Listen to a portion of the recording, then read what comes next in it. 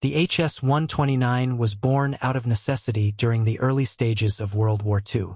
As the German military encountered more heavily armored enemy vehicles, particularly on the Eastern Front, they needed an aircraft capable of delivering devastating blows to these targets.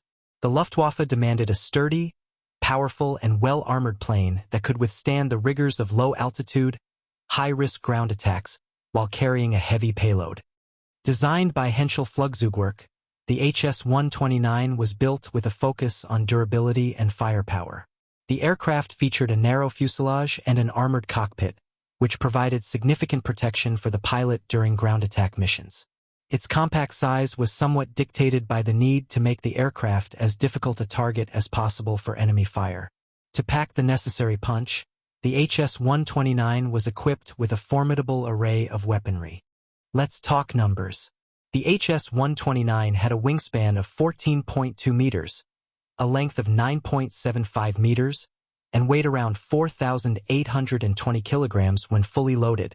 Its primary armament included two 20mm MG-151/20 cannons and two 7.92mm MG-17 machine guns, with options to carry additional anti-tank weapons like the 30mm Mark 101 or Mark 103 cannons, or even a 75mm BK 7.5 cannon in some variants.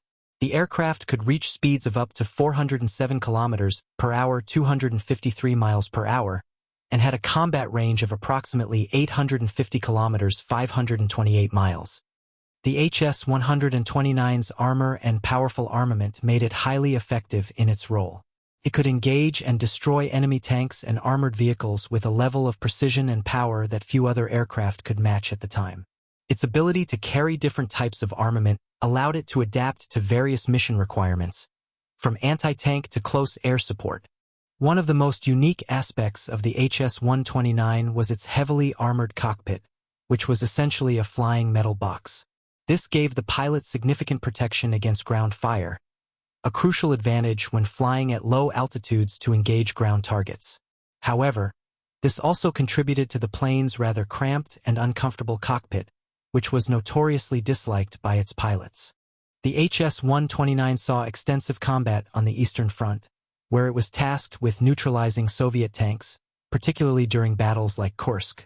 It also saw service in North Africa and Western Europe, though its impact was most felt against Soviet forces.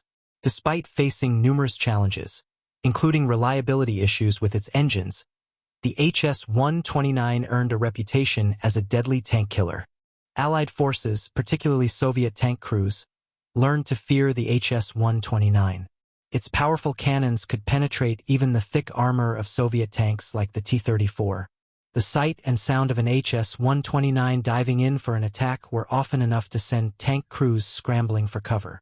Despite its strengths, the HS-129 had several significant drawbacks. The aircraft was underpowered, with its Gunnomron 14M radial engines struggling to provide sufficient thrust.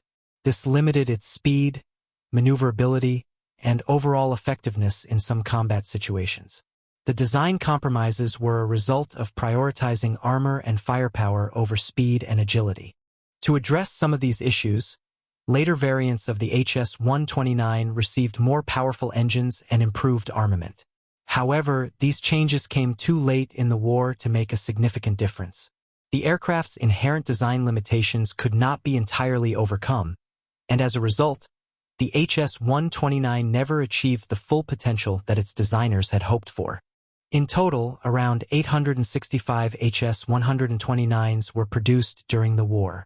While not produced in large numbers compared to other aircraft, the HS-129's impact was still felt on the battlefields where it served, especially in its specialized role as a tank destroyer. The Henschel HS-129 may not have been the fastest or most agile aircraft of World War II, but its role as a dedicated ground attack aircraft made it an essential part of Germany's military strategy. With its heavy armor and powerful cannons, it was a formidable adversary to enemy tanks, earning its place in the annals of military aviation history.